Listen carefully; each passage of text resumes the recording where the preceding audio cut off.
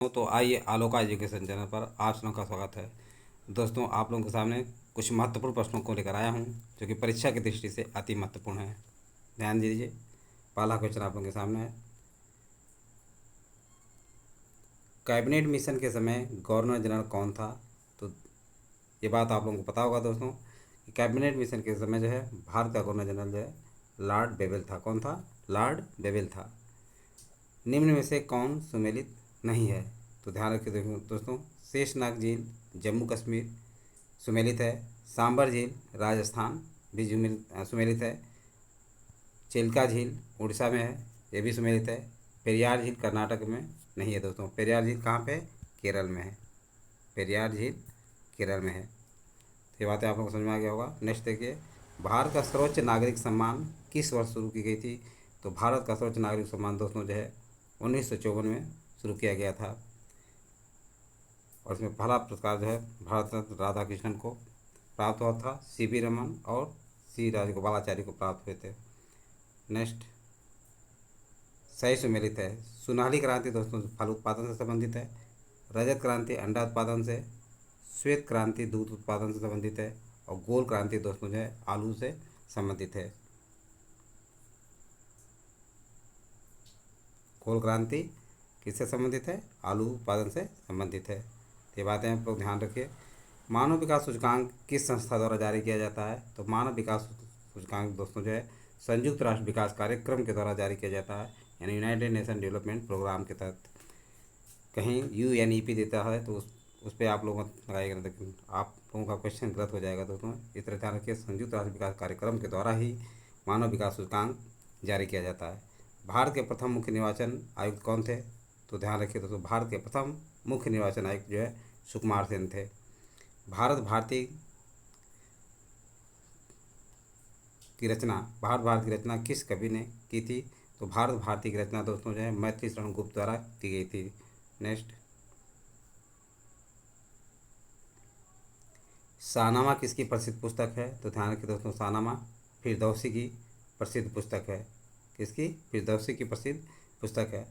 अर्थशास्त्र के क्षेत्र में पहला नोबेल पुरस्कार प्रदान किया गया था। तो ध्यान रखिए दोस्तों, अर्थशास्त्र के क्षेत्र में पहला नोबेल पुरस्कार जो है 1969 में प्रदान किया गया था। और भारत में पहला नोबेल पुरस्कार अर्थशास्त्र के क्षेत्र में प्राप्त करने वाले अमर्त्य सेन थे। कौन थे? अमर्त्य सेन थे। अमर्त्य सेन थे। 16 महाजनपदों में किस महाजनपद की राजधानी इंद्रप्रस्थ थी? तो ध्यान रखिए दोस्तों, 16 महाजनपदों में इंद्रप्रस्थ राजधानी किसकी थी? कुरु महाजनपद की राजधानी थी। काशी वाराणसी की थी। वत्स कौशाम्बी की थी। और कौशल श्रावस थी। ये बातें ध्यान रखना। निम्न में से किसने रविन्द्रनाथ टैगोर को महान प्रहरी कहा था? तो ध्यान रखिए दोस्तों, महात्मा गांधी ने रविन्द्रनाथ टैगोर को महान प्रहरी कहा था। नेक्स्ट, किसने कहा था आज़ादी हमारी पहुंच के अंतर्गत है, हमें इसे कसकर पकड़ना चाहिए? तो महात्मा गांधी ने दोस्तों भारत छोड़ो आंदोलन 1942 के समय ये बात कही थी कि आज़ादी हमारी पहुंच के अंतर्गत है और इसे कसकर पकड़ना चाहिए। निम्न से किसने यह लिखा था भारत की मुक्ति महात्मा गांधी के नेतृत्व में नहीं होगी? तो ये बात दोस्तों ध्यान रखिए, सुभाष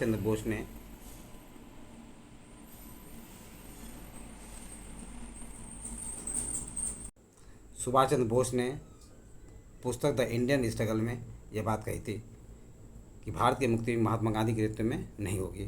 प्रत्येक वस्तु प्रतीक्षा कर सकती है परंतु कृषि नहीं। उपयुक्त कथन का श्रेय किसे दिया जाता है? तो ध्यान रखिए दोस्तों, ये श्रेय जो है जवाहरलाल नेहरू यानी भारत के प्रथम प्रधानमंत्री जवाहरलाल नेहरू को दिया जाता है। नेक्स्ट, भारत में बॉय स्काउट, बालचर और सिविल गाइड आंदोलन का जन्मदाता किसे माना जाता है? तो बेडेन पावेल दोस्तों जो है भारत में बॉय स्काउट और सिविल गाइड आंदोलन के जन्मदाता थे। मैं एक समाजवादी और गणतंत्रवादी हूँ और मुझे राजाओं और राजकुमारों में विश्वास नहीं है। यह वक्तव्य किसने ये किससे संबंधित है? तो दोस्तों ध्यान रखिए, जवाहरलाल नेहरू से संबंधित है। जवाहरलाल नेहरू का कहना था कि मैं एक समाजवादी हूँ और गणतंत्रवादी हूँ और मुझे राजाओं और राजकुमारों में विश्वास नहीं है। नेक्स्ट, निम्न में से कौन एक जवाहरलाल नेहरू का जीवनीकार था? तो फ्रैंक मोरिस दोस्तों जो है जवाहरलाल नेहरू का जीवनीकार था। नेक्स्ट, राजनीति विरोध प्रदर्शन के निम्नलिखित चार रूपों में से कौन उस व्यक्ति के नाम पर आधारित है जिसने सर्वप्रथम इसका उपयोग राजनीतिक हथियार के रूप में किया? बायकाट। आयरलैंड के सीसी बायकाट के नाम पर यह आधारित है।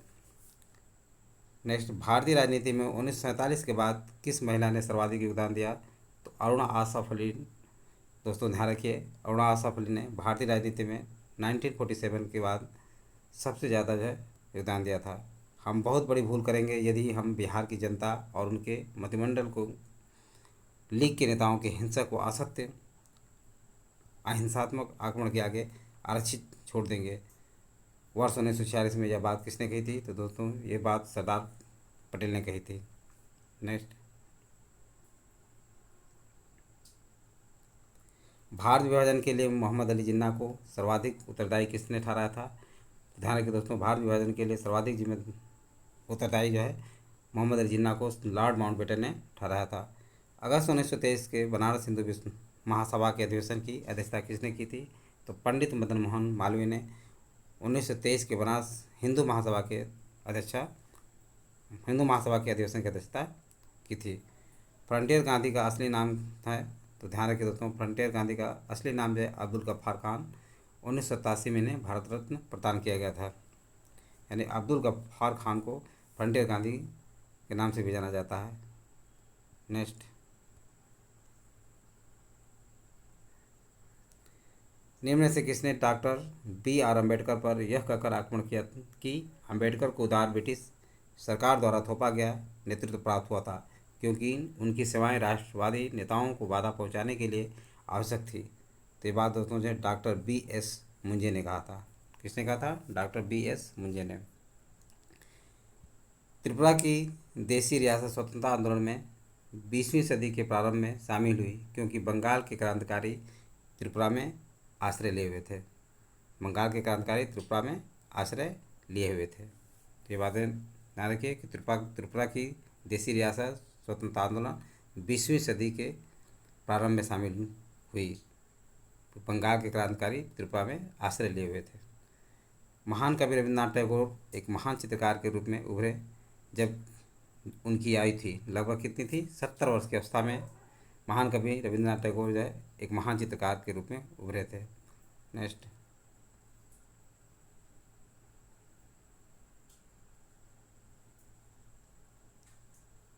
जगत नारायण लाल को किस जेल में भेजा गया था? तो जगत नारायण लाल को हजारीबाग जेल में भेजा गया था। कस्तूरबा एवं महादेव देसाई की समाधियाँ किस परिसर में स्थित हैं? तो कस्तूरबा एवं महादेव देसाई की समाधियाँ दोस्तों जो है आगा खां पैलेस पुणे में स्थित हैं। निम्न में से कौन कांग्रेस के अधिकारी इतिहास के रचयिता थे? तो पट्टाभी सीतारामैया दोस्तों जो है कांग्रेस के अधिकारी इतिहास के रचयिता थे। बंगाल दुर्भिक्ष का वर्ष जिसमें लाखों लोग दिवंगत हुए थे क्या है? 1943 है। तो ये सारी बातें आप लोगों को समझ में आ गया होगा। यदि वीडियो अच्छा लगा हो तो इसे सब्सक्राइब और लाइक अवश्य करें तथा अपने सगे संबंधी और दोस्तों को शेयर करना ना भूलें। थैंक यू दोस्त, नेक्स्ट वीडियो मिलेंगे।